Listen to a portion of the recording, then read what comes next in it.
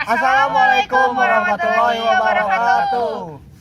Kita dari Fakultas Hukum Universitas Langlang Buana. Kali ini kita bakal ngebahas tentang cybercrime yang bertemakan carding. Sebelum kita lanjut ke sana, perkenalkan dulu, nama saya Anggi Yulianti. Nama saya Muhammad Faisal Ruslan Nasution. Nama saya Riki Ramdhani. Untuk kawan-kawan di sini yang udah menonton video ini, jangan lupa like dulu video ini di bawah ini dan subscribe juga dan share juga ke kawan-kawan kalian. Komen Mana juga. tahu video ini lebih bermanfaat. Dan jangan lupa komen. Nyalain loncengnya ya. Ting. Ya kawan-kawan, sebelum kita lanjut ke next video atas penjelasan nanti kita tugas ini, alangkah baiknya kita melihat dulu contoh kasus tentang cybercrime, tentang carding yang berjudul carding. Sementara Polda Jawa Timur berhasil mengungkap kasus kejahatan carding atau pencurian data kartu kredit antar negara yang dilakukan oleh 3 orang peretas. Dari tangan pelaku, polisi menyita barang bukti berupa hasil belanja online senilai 500 juta rupiah. Tim Cybercrime Diskrimsus Polda Jawa Timur berhasil mengungkap kejahatan carding atau pencurian data kartu kredit antar negara yang dilakukan 3 orang peretas asal Bojonegoro dan Kota Malang. Dalam modusnya, para pelaku meretas akun Apple dan PayPal untuk mencuri data kartu kredit para korban. Setelah mendapatkan data, para pelaku kemudian langsung membelanjakan barang dari Amerika Serikat melalui situs belanja online menggunakan kartu kredit para korbannya. Dengan beraksi sejak tahun 2016 tak tanggung-tanggung, hasil kejahatan dari ketiga pelaku ini total berkisar 500 juta rupiah. Buku data nomor kartu kredit sama expired sama CVV-nya. Tapi tetap ada identitas kan, identitas orang dulu sebelum berangkat ke kartu kreditnya. Cuma butuh butuh nomor kartu kredit dia. Dari hasil penyidikan polisi, para korban seluruhnya berasal dari Amerika Serikat. Setelah berhasil membeli barang secara online, para pelaku kemudian menjual barang tersebut melalui akun Facebook dan media sosial lainnya. Bahwasanya telah ada karder. Karder itu daripada pelaku carding, disebut karder, yang melaksanakan transaksi online dengan menggunakan kartu kredit ilegal. Akibat perbuatannya, para pelaku kini dijerat dengan Undang-Undang ITE dengan ancaman hukuman 7 tahun penjara. Wahyu Pratama, Surabaya.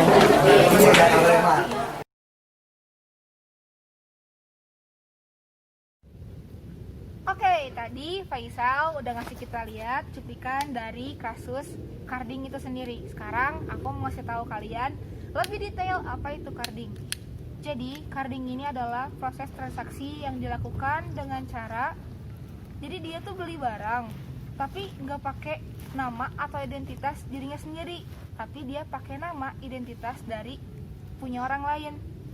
Dan si carder ini adalah nama sebutan yang digunakan sama seseorang yang melakukannya. Carder ini, dia ngedapetin data, identitas, dan nomor rekening ini secara ilegal. Dan ternyata di Indonesia ini udah masuk ke peringkat nomor 2 dengan kasus carding terbesar setelah Ukraina. Dan untuk carding ini kita ngejelasin ada 2 ya. Yang pertama itu ada secara nasional. Kalau nasional ini dia ngelakuin cardingnya itu di satu negara. Kalau misalkan yang transnasional, dia ngelakuinnya dari berbagai negara, jadi banyak banget. Dan untuk penindakan kasus ini, kita nggak bisa ngelakuin dari secara tradisional. Jadi kita ngelakuin tindakannya itu dari tiap berbagai negaranya sendiri dengan aturannya yang berbeda.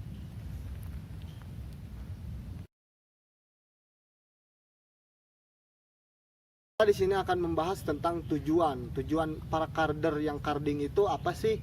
Yang pertama, saya akan membahas melalui perkembangan zaman, dunia online itu emang semakin pekat, terutama di bidang online atau jual beli online yang kita tahu bisa disebut online shop itu. Nah, pembelian dalam online mungkin memudahkan para konsumen untuk membeli barang-barang yang disuka oleh konsumen melalui online shop tadi.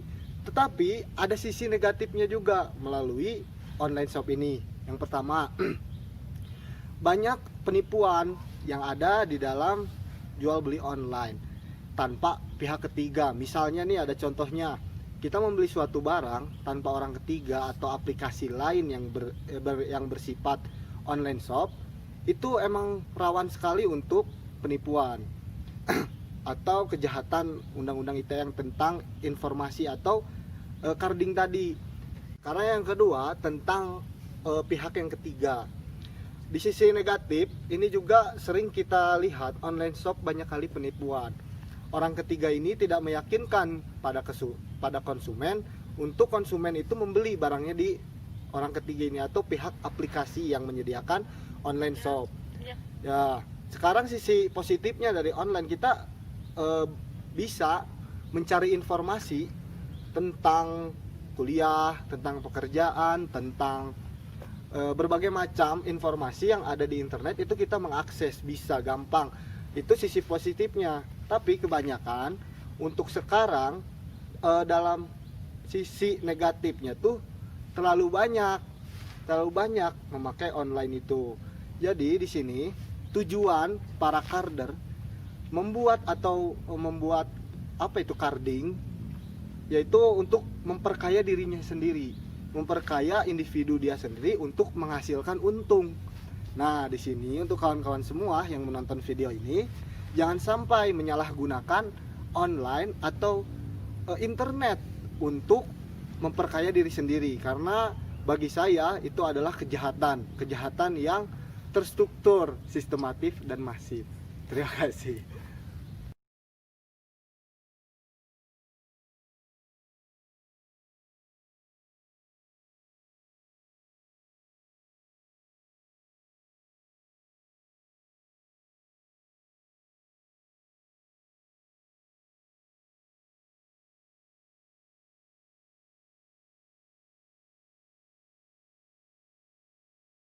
Oke, jadi selanjutnya saya akan menjelaskan tentang dasar hukum yang berkaitan dengan carding, yaitu tertera di Undang-Undang Nomor 11 Tahun 2008 tentang informasi transaksi elektronik. Oke, dan mengenai isi di undang-undang tersebut tertera ada pasal 30 ayat 3 mengenai carding, kemudian ada pasal 32 dari ayat 1 sampai dengan 3.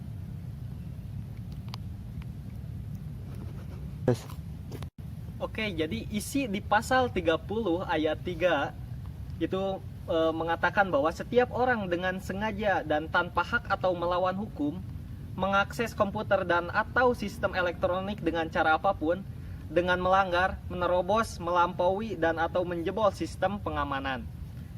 Kemudian pasal 32 ayat 1 mengatakan setiap orang dengan sengaja dan tanpa hak atau melawan hukum dengan cara apapun, mengubah, menambah, mengurangi, melakukan transmisi, merusak, menghilangkan, memindahkan, menyembunyikan suatu informasi dan dokumen elektronik memiliki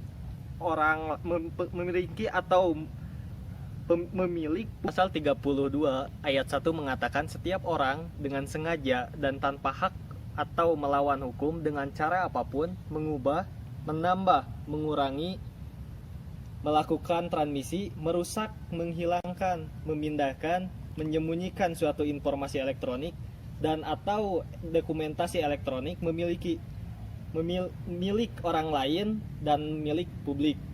Kemudian ayat 2 mengatakan setiap orang dengan sengaja dan tanpa hak atau melawan hukum dengan cara apapun memindahkan atau mentransfer informasi elektronik dan atau dokumentasi elektronik kepada sistem elektronik orang lain yang tidak berhak.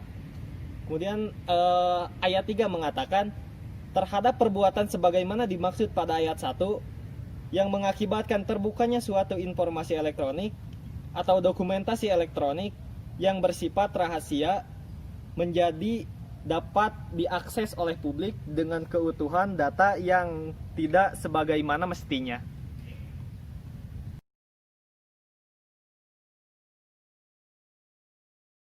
Nah, sekarang setelah penjelasan yang lebih detail tentang Undang-Undang ITE yang membahas tentang carding, kita di sini akan mereview mereview tentang kasus yang video tadi. Nah, menurut saya di sini, menurut kawan-kawan mungkin berbeda di sini ya. Karena menurut saya kasus ini adalah kasus yang kurang edan. Betul kan? Betul. Bisa. Karena menghack kartu debit itu cuma 500 juta itu emang kurang. Kalau bakal ketangkap kenapa nggak lebih dari itu aja? Nah, gitu kan? betul. Jadi di sini saya menyarankan untuk kawan-kawan yang telah menonton video ini atau untuk dosen yang menonton video ini, minal aidin, wal faidin, dan jangan juga untuk kawan-kawan yang di luar sana yang telah menonton channel YouTube ini, jangan sampai mengikuti contoh kasus yang sudah-sudah, kawan-kawan, karena ini adalah kejahatan kriminal melalui teknologi informasi atau elektronik yang lebih tepatnya, ya itu lebih bahaya, menyalahgunakan internet. Nah itu menurut saya. Gimana kalau menurut Nyonya Anggi? Oke, tadi kita udah lihat bareng-bareng ya, ternyata 3 orang ini ngelakuin yang namanya carding. Terus mereka itu ngebobol antar negara, berarti itu transnasional. Dari 3 pelaku ini, dia berhasil ngebobol seharga 500 juta. Ya betul. Kurang sebenarnya. Enggak, sebenarnya bukan nominalnya yang kita bahas. Cuman di sini ya kita nggak tahu tujuannya dia buat apa sebenarnya. Ya kalau kata aku sih itu tujuannya memperkaya dirinya sendiri. Betul. Dan dia jahat sih sebenarnya. Tapi ada bagusnya juga, dia nggak nge-carding secara nasional gitu, karena dia tahu kalau orang Indonesia itu miskin. Ya tanda kutip miskinnya guys. Ya, jadi kalau kata aku sih itu ngerugiin orang banget gitu. Dan ya dengan hukumannya dia yang di penjara itu selama berapa tahun tadi? 7 tahun. Kata aku sih cukup aja. Cuman aku nggak tahu tuh kalau misalkan udah dia ngebobol itu ngebalikin lagi ke negara-negaranya tuh kayak gimana gitu hukumnya. Dan kita nggak tahu ya kalau dia setelah dijerat pasal ini dia bakal kapok atau enggak ya setelah nanti 7 tahun ke depan gitu kan. Tapi kalau menurut aku kayaknya dia bakal ngelakuin lagi tapi dengan cara lebih rapih dan Ya, lebih soft lebih gitu gede. Ya. Gede. Karena banyak yang komen di sini kagok gitu ya, kalau bahasa Sundanya itu tanggung, kalau bahasa Indonesianya tanggung. Cuman 500 juta itu cuman mobil Fortuner pun nggak masuk gitu. Nah, ini kita lihat penjelasan dari Bapak Riki, gimana ini menurut dia tentang kasus ini? Ya kalau dilihat dari kasus yang tadi menarik gitu ya. Jadi menariknya itu ada seorang penghack, di mana penghack ini Indonesia. mencurinya itu bukan di negara Indonesia tapi di negara orang lain. Jadi satu yang agak unik, bisa dikatakan unik karena orang ini bukan membobol orang Indonesia tapi membobol dari luar negeri. Agak nasionalis tapi agak gimana gitu. Apakah itu memang disebut sebagai nasionalis itu seperti itu atau bagaimana, tapi entahlah, mungkin rekan-rekan bisa menjabarkannya lebih mendalam. Iya, Kurang lebih seperti itu. Karena kita lihat juga kasus ini banyak plus minusnya. Setelah kawan-kawan nonton videonya pasti ada plus minusnya. Menurut kawan-kawan di sana, ya menurut kita plusnya dalam kasus ini dia tidak merugikan negara kita, apalagi merugikan orang-orang Indonesia, tapi mereka menghack harta kekayaan orang luar negeri gitu. Nah itu plusnya. Kalau minusnya dia melanggar hukum, betul kan kawan-kawan? Iya, dan dia bikin malu negara kita tapi secara tidak langsung kan nama Indonesia masuk ke negara yang dihacknya itu kan jadi mencemarkan. problem juga nantinya. Nah paling ada tambahan mungkin dari Ibu Anggi untuk video kasus ini, review tentang kasus Ya, ini, bagaimana kalau- nih penyelesaiannya? Kalau misalkan kata aku sih ya, aku berpesan banget nih sama kalian subscriberku di sana, tolong lebih bijak lagi dalam menggunakan internet, karena kalau misalkan kalian melanggar hukum itu juga kalian harus ingat kalian punya keluarga, kalian juga punya orang yang kalian cintai dan kalian sayangi, jangan sampai itu berdampak ke mereka juga gitu. Dan intinya lebih bijak aja pakai internet. Dan orang yang menghack itu adalah bisa dikatakan potensi Bakat mereka gitu ya. bakat mereka sebenarnya kalau jalurnya itu positif itu bagus, itu poin plus untuk Indonesia, karena orang-orang di Indonesia itu bisa dikatakan saham untuk negeri ini. Dan ingat Yang harus jelas ini dunia nyata bukan dunia maya rekan-rekan. Jadi selektif dalam transaksi informasi elektronik. Walaupun saya di sini mendukung tentang teknologi informasi, kan sekarang udah zamannya 4.0, betul? 4.0. Nah, itu kan berarti udah teknologi-teknologi yang elektronik itu yang berbasis elektronik udah semakin canggih. Ya, bagaimana kita menyikapi itu tentang teknologinya? Apa kita membawa dampaknya itu ke positif atau ke negatif? Jadi kawan-kawan di sini, betul tadi kata teman saya di sini Anggi, lebih bijaksana, lebih menyikapinya dengan otak kawan-kawan, dan jangan gerasa-gerusu dan jangan menyalahgunakan Santuy. teknologi yang sudah ada gitu kan ya. Ya. Terus nah buat kawan-kawan di sini yang belum subscribe dulu Jangan channel lupa. kami ya. Like, Share, comment, and subscribe. ya. Sampai loncengnya bunyi. Ting. Nah, itu ya kawan-kawan, jangan lupa juga untuk menyikapi ini dengan senyuman. Dah. Di sini buat kawan-kawan yang mempunyai pendapat lebih kritis atau lebih dalam lagi tentang kasus ini, tentang video ini, boleh di komen di bawah sini, di komen.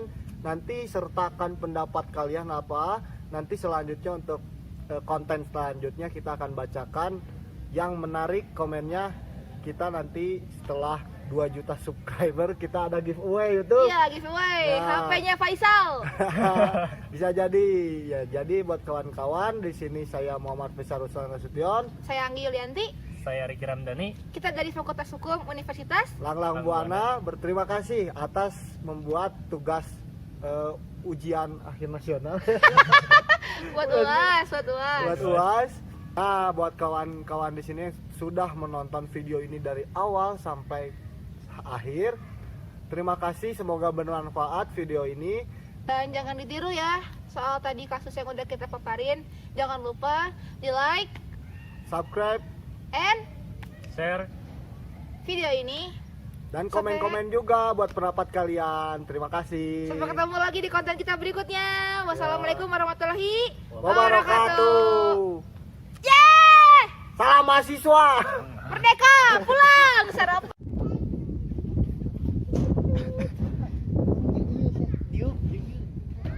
Sok fotoin aku.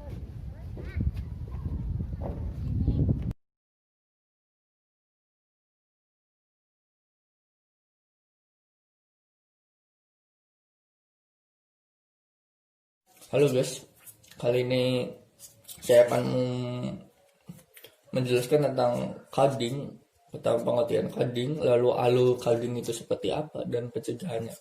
Maaf guys, saya bukan hack baik atau apalah itulah hacker nggak jelas lah apalah. Saya ini personal sendiri, jadi ya itu jadi tidak dibuat-buat lah, dibuat macam-macam clickbait dan sebagainya. Oke. Yang pertama adalah coding sendiri, pengertiannya adalah kejahatan. Biasanya ini coding ini adalah kejahatan tradisional yang dilakukan oleh para coder, sebutan dari pelaku coding, untuk mendapatkan keuntungan secara cepat dan ilegal tentunya. Mereka menggunakan kartu debit atau kartu kredit milik orang lain yang didapatkan secara tidak langsung ataupun langsung. Nah, mereka dapatkan lalu mereka melakukan transaksi. Nah, untuk membeli sesuatu atau langsung bisa mencairkan uangnya. Nah, kalau untuk membeli sesuatu biasanya barang ya. Nah, barang lalu dijual kembali. Dijualnya kemana? Sekarang ada e-commerce. Mereka juga bisa menjual lagi ke toko offline, atau secara langsung COD-an gitu bahasa kita ya. Itu seperti itu. Yang pertama adalah langsung saja alurnya. Yang perlu kalian ketahui bagaimana sih mereka melakukannya gitu. Kok cuma dapat kartu debit atau kartu rekening doang mereka bisa melakukannya. Nah, kalian bisa cek foto ini. yang perlu dibutuhkan untuk melakukan carding.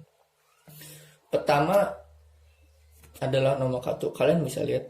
Nah, sini. Ini adalah nomor kartu. Di bawahnya chip biasanya. Kayak 4097 bla bla bla. Nah, itu adalah nomor kartu. Mereka butuh nomor kartu. Lalu adalah namanya. Nama pemilik kartu. Nah, biasanya bank-bank kayak BCA contohnya. Saya contohkan BCA itu tidak menyertakan nama pemilik kartu. Nah, setelah itu adalah tanggal valid kartunya. Nah, misalkan yang ini 0424. Lalu ada nomor verifikasi kartu. Nah, ini 387, 3 digit di belakang kartu depan. Biasa bagian belakang. 3 digit ya ini. Hanya itu. Lalu mereka juga membutuhkan bank penerbit kartu dan logonya. Umumnya saya menggunakan Mandiri, tapi logonya saya transaksinya saya menggunakan Visa. Pasti kalian sudah tahu apa itu Mastercard, Visa, dan GPN. Nah, saya contohkan ya. GPN itu adalah kartu yang hanya bisa digunakan di dalam negeri Indonesia contohnya. Tiap negara punya kebijakannya masing-masing. Lalu ada Mastercard. Nah, Mastercard ini atau Visa dan sebagainya itu biasanya bisa dilakukan transaksi luar negeri. Nah, ini yang perlu diwaspadai oleh pemilik Mastercard. Saya tidak menampik bahwa pemilik GPN juga kadang terkena, tapi yang saya temui hanya sebagian kecil yang terkena carding untuk pemilik GPN. Nah, saya punya kenalan, yaitu ada seorang kenalan yang menurut saya itu ya semacam guru lah. Guru saya yaitu dia itu beberapa tahun lalu sekitar 2017 kalau nggak salah itu ketangkap di Bandung. Di Bandung kalau nggak salah. Dia seorang kader profesional. Bukan profesional lagi, bahkan rekan-rekannya udah keluar negeri. Di luar negeri mereka udah main keluar negeri lah. Dia orang Bogor, saya ingat dia orang Bogor. Dia bisa menggunakan kartu-kartu yang dia dapatkan untuk membeli. Dan sering banget, saya pernah banget sering kebiasaan dia adalah menginap di salah satu hotel mewah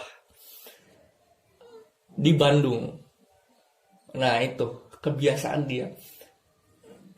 Inisial hotel adalah Pak. Nah, Pak inisial hotelnya Papa. Pasti orang Bandung tahu banget Papa itu apa inisial hotel. Dia sering banget bolak-balik Bandung Bali dengan menggunakan apa? Dengan menggunakan kartu milik orang lain. Dan pada akhirnya tahun 2017 dia itu ketangkap. Lalu digeret ke Polda Metro Jaya. Ketangkapnya sendiri saat dengan rekan dia, orang Nigeria. Terakhir kasusnya yang saya tahu adalah dia membobol sebuah bank di Nigeria. Lalu ketangkapnya sendiri bersama Interpol, polisi Asia, internasional Asia. Interpol dengan tentu saja kepolisian Republik Indonesia karena pasti kerjasama. Nah, ketangkap. Saya juga kurang tahu ketangkapnya di mana. Cuma yang saya dengar itu ketangkapnya di villa salah satu villa di Bogor. Apa sih yang sudah dia dapatkan? Wah, banyak sekali. Rumah, villa, belanja pasti. Cewek tentunya. Ceweknya wah cantik banget lah pokoknya. Saya nggak menghayal-hayal. Saya bisa saja saya membocorkan identitasnya, terus kalian bisa cek sendiri ke Polda Metro Jaya. Terakhir saya dengar tahun 2018 masih di Polda Metro Jaya, dan dia meminta bantuan ke teman-temannya termasuk saya sendiri untuk memberikan sejumlah uang karena dia kehabisan uang dan keluarganya sendiri sudah jatuh miskin. Ya itu yang saya sangat sayangkan sih, karena dia mungkin terburu-buru ya. Untuk pencegahannya sendiri gampang. Pertama, kalian bisa aktifkan SMS banking. Nah itu, SMS banking. Kenapa perlu diaktifkan? Karena kalian di situ bisa memantau. Contoh, kalian narik nih, otomatis SMS banking masuk dong, karena kalian narik. Nah di situ kalian bisa mendapatkan info-info, atau kalian bisa mendownload aplikasi-aplikasi yang sudah disediakan oleh bank kalian yang kalian gunakan. Kayak BCA, ada MBCA, ya kan? Nah itu, kalian bisa gunakan itu. Jangan, kalau nggak salah BCA juga ada lagi, namanya KBCA. Nah ini nih yang saya suka. KBCA ini sangat bagus lah bagi saya. Ya bagi semua juga sangat bagus sih, bukan bagi saya juga. Sangat bagus karena jika kalian ingin melakukan transaksi entah di luar negeri atau di web e-commerce, nah kalian harus memasukkan KBCA dulu biasanya. Nah itu adalah isi kode-kode inskripsi yang kode tersebut untuk memverifikasi bahwa itu adalah kalian yang melakukan transaksi. Jika kalian tidak memasukkan, biasanya transaksi itu tidak akan berjalan. Itu yang saya senang. Nah, itulah beberapa pencegahannya. Atau kalian juga jika takut skimming, ya mungkin saya belum menjelaskan tentang skimming. Skimming adalah teknik di mana para pelaku kodenya sendiri ini melakukan secara langsung juga sebenarnya. Melakukan secara langsung ke ATM yang ada di tempat umum. Nah, mereka menaruh chipnya sendiri, mereka taruh di tempat masuk kartu. Nah itu, mereka menaruh chipnya di tempat masuk, dan mereka menaruh kamera mini di tempat masukkan PIN. Nah itu yang biasanya mereka lakukan. Makanya untuk kalian hati-hati kalau melakukan transaksi entah di dalam negeri maupun luar negeri. Hati-hati. Kalian bisa cek dulu ATM-nya. Pastikan di tempat masuk kartu kalian sentel tak, kalian pegang-pegang, ditarik-tarik tak apa kayak tempat masuk kartunya itu dicek dulu. Pastikan tidak double. Kalau double, mending menghindar, cari ATM lain. Oke? Itu pertama, karena biasanya mereka menaruh chip. Biasanya mereka mendabelkan tempat masuk ATM. Kalau di ATM yang saya sering lihat, biasanya yang hijau-hijau itu biasanya di double. Nah itu yang bahaya. Kalian cek dulu, tarik dulu, raba-raba dulu. Lalu mereka menaruh chip. Nah chip itu bisa merekam nomor kartu kalian, nomor CVV, nomor ya tentang kartu kalian lah. Lalu cek juga di tempat saat memasukkan kalian mengetikkan PIN. Di situ biasanya ada kamera mini. Kalian raba-raba, kalau perlu kalian tengok ke bawah untuk cek ini bukan ada kamera nggak ya. Atau kalian bisa cek juga di keyboardnya. Biasanya keyboardnya itu ada juga keyboard yang di double, keyboard tipis yang di double. Biasanya keyboard itu juga bisa merekam data PIN kalian. Itu yang perlu kalian cek. Kalau perlu keyboardnya diangkat-angkat, tapi jangan dibongkar ya. Dia diangkat aja, diangkat, dicek gitu. Nah, kalian cek, pastikan cek. Atau kalian bisa pilih ke atau saat melakukan transaksi entah di dalam negeri atau luar negeri, pilih kalau ada yang pusat, kenapa nggak pusatnya langsung gitu. Kayak misalkan BCA, BNI kan biasanya ada tuh di kantor cabang, KCP kantor pusat, ya enggak. Nah itu biasanya ada. Tapi jangan lupa cek juga, karena kadang ada sih, saya tidak menampik, kadang ada yang di KCP atau kantor cabang pusat juga. KCP kantor cabang pembantu dan di pusatnya juga itu ada yang bisa tetap melakukan skimming. Jadi waspada, jangan terburu-buru saat mengambil uang, hindarilah. Di situ kan udah panduannya, hindari dikasih bantuan atau apa, sebisa mungkin langsung kalau misalkan kesendak ke satpamnya ke langsung teleponnya gimana terserah lah kalian. Pokoknya situ udah ada jelas lah. Saya hanya memberikan pengalaman saya saja dan pengetahuan saya saja. Ya mungkin nggak semua pengetahuan saya ada benarnya atau benar atau enggaknya lah. Mungkin juga ada yang salah.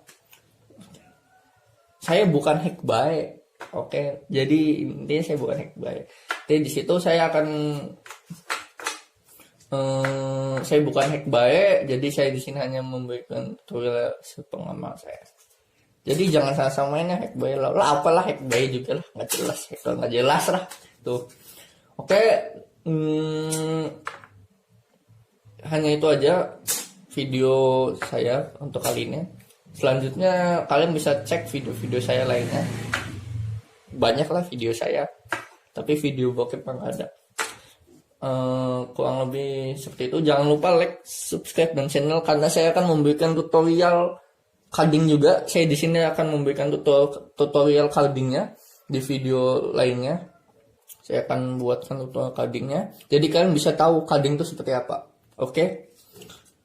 Jangan lupa like, subscribe dan channel. Saya juga akan memberikan tutorial cardingnya langsung, dan saya akan membuat video-video tentang kejahatan cyber lainnya. Oke.